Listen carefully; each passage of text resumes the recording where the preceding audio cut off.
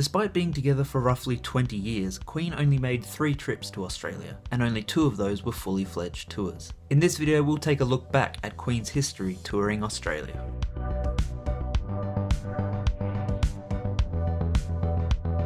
In January 1974, Queen made their first trip down under to play at the Sunbury Music Festival in Melbourne.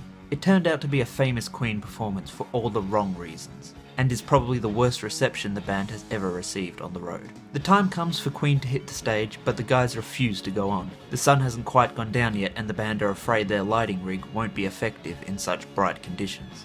When Queen are eventually introduced on stage, they receive a shocking introduction. The announcer calls them a bunch of limey bastards and useless stuck-up pommies. After Queen finish their main set, the announcer returns to the stage and encourages the audience to refuse an encore. In addition to all this, the band's lighting rig actually breaks down during the performance. It's later discovered that it has been sabotaged by members of the local crew.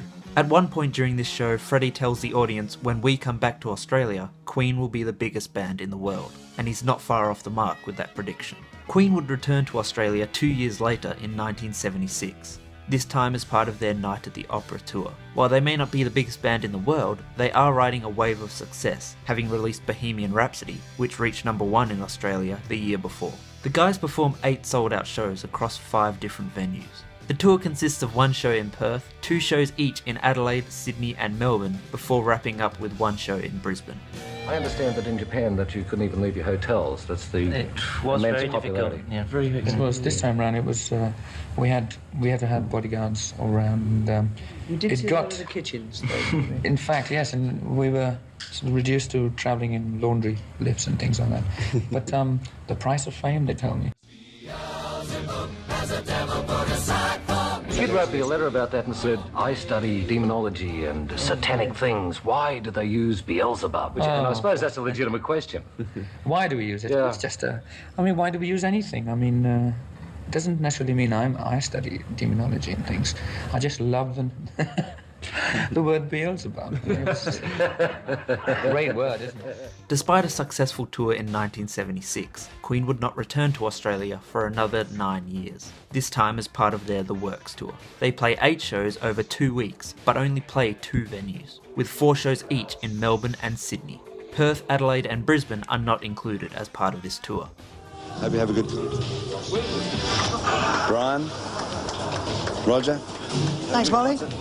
And John, have a good concert.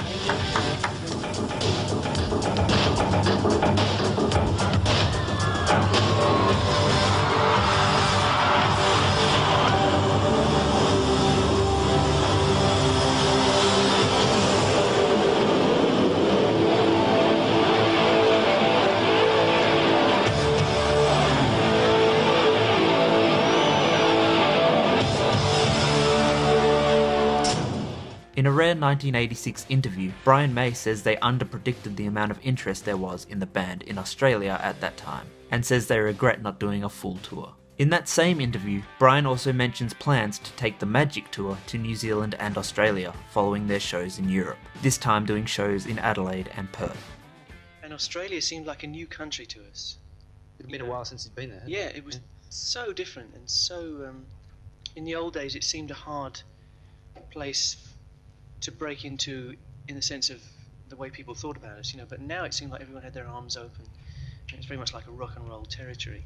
We thoroughly enjoyed ourselves down there, so as soon as we get the opportunity, we'll be down there doing Australia and New Zealand, and hopefully a bit more thoroughly than we did last time, because we didn't manage to get to Perth or Adelaide, or places like that, but we were quite nervous about overdoing it.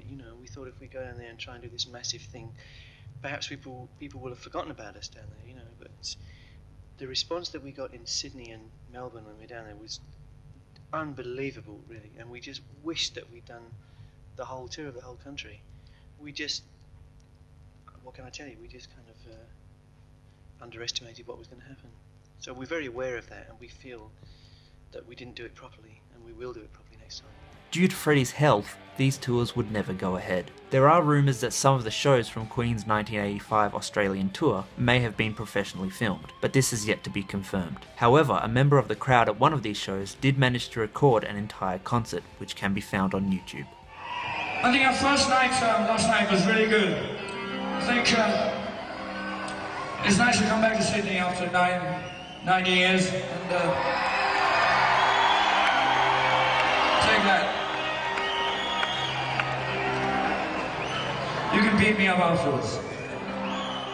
Queen's touring history in Australia isn't the longest, but it definitely has some interesting stories along the way. Selling out all 16 shows, including 4 consecutive nights each at 2 different venues. Not bad for a bunch of useless stuck-up pommies.